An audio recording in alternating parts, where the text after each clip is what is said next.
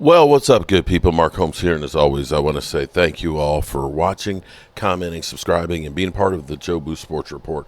Without you guys, as well as you ladies, you know that this literally does not work. It's been busy. It's been busy. Actually, I feel a little bit better this week than I have than the last couple of Mondays, surprisingly, with the Eagles going to the Super Bowl. It is what it is. It's going to be literally hell for me this year, this offseason, with the Commanders and the Eagles, especially if the Eagles end up winning the Super Bowl. It's going to be what it's going to be, so we'll just have to take it because my team sucks. But we do have some official word here that former Bears coach Matt Eberflus, who originally on Friday night we had heard that he was going to be the defensive coordinator, but then we heard they were also interviewing some other people as well as yesterday because, of course, the Cowboys aren't playing in the championship game, so they want to stay in the news. But he is headed, Matt Eberflus is headed to Dallas today for an interview. And as long as all goes well, he's expected to be named the Dallas Cowboys defensive coordinator per sources. A big hire for Coach Sattenheimer that should be finalized soon, according to Tom Passero. So they are working, at least trying to get themselves a coaching staff together. And we'll see how that goes. I'm sure they're going to turn over every rock, every stone that there is to make sure that they make a great hire. I'm going to say, though, and we're waiting here because the press conference is supposed to start in 15 minutes, so I want to make sure I don't miss any of that.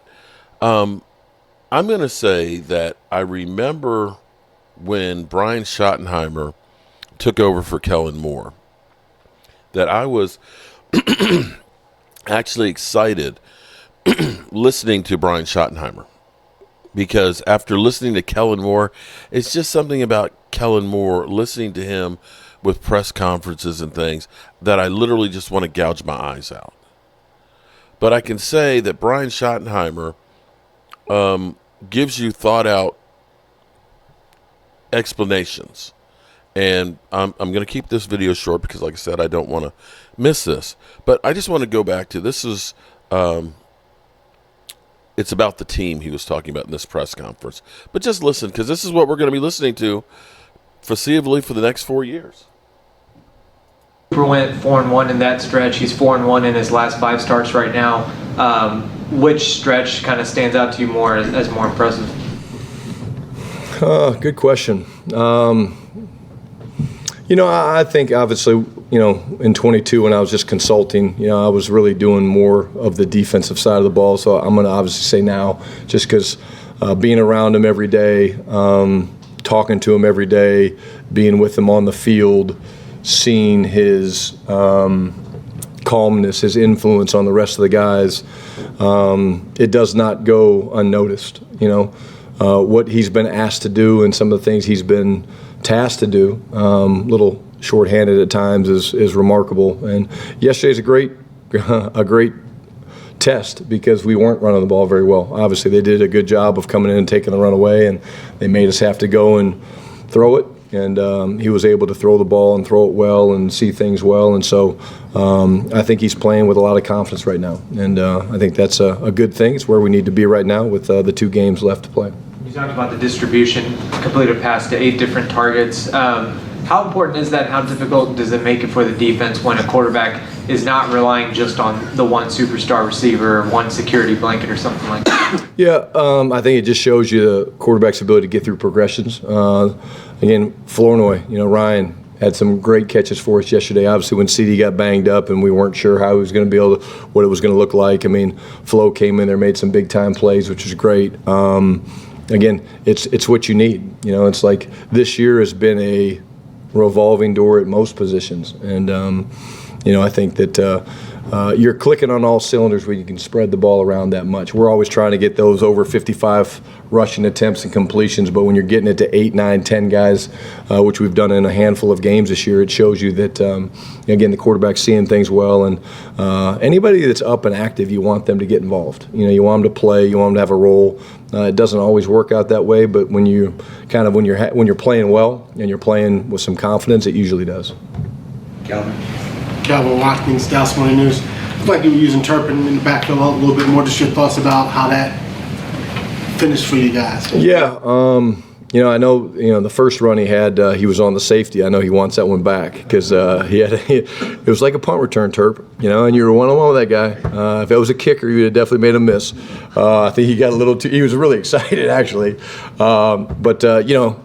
He's just a guy, you just want to get him the ball, right? And so you can throw it to him. We've thrown some screens to him, different things like that. We want to hand it to him. I think, the big shot actually to Brandon Cooks, he was the faking back. So when he's back there, we don't just do that to him. But, he's not getting as many chances in the return game. So therefore, here's a guy that we know we have to get involved, because if you honestly give him a crease like that, like if we give him that crease again, my money is he's probably taking that one to the house. So, but it's fun to hear his response, about, he was talking about Vita Vea.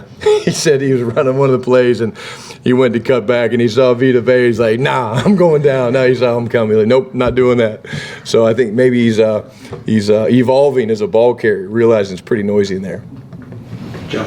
Now, I'm going to say, from a standpoint of at least, I know this is not much. I know fans are pissed.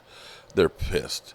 But I got to say, it's not like he just fell off the salad truck and hasn't been there. We're going through right now because it's real easy to pile on. It's real easy to take all of our frustration out on the Joneses that deserve it, because the reason this team is in the mess that it is because of the Joneses' inactivity, because the Joneses, half-ass put things together and do things that they literally think that they're the smartest ones in the room when they're really a bunch of big dummies. And it's easy to say, this guy ain't shit, he's not a good coach. But the reality is Aaron Glenn, Ben Johnson, they don't have any more experience than he does. They haven't been the head coach on the team. They're the hot coordinators. I get it. But they've been on the Detroit Lions that have had 2 good seasons. Do we now think that they've reinvented the wheel and that they know everything? This is a guy who we've gone through, we killed him because he was in Jacksonville. We're talking about Jacksonville. Jacksonville had the worst coach in Urban Meyer. You expect him to succeed when nobody else did? And I'm going to say, for everybody that keeps talking about, his offense, top 10 and things, he runs a balanced offense. It's not about, because see, here's the thing. When you talk about yardage, if you pass a lot, you're going to get more yardage. If you are more run-centric or balanced, you're not going to. If you think about Tony Romo's best year, we had DeMarco Murray rush for 1,800 yards. Tony Romo had 35, 36 TD passes, 10 interceptions or so, but only had like 3,800 yards.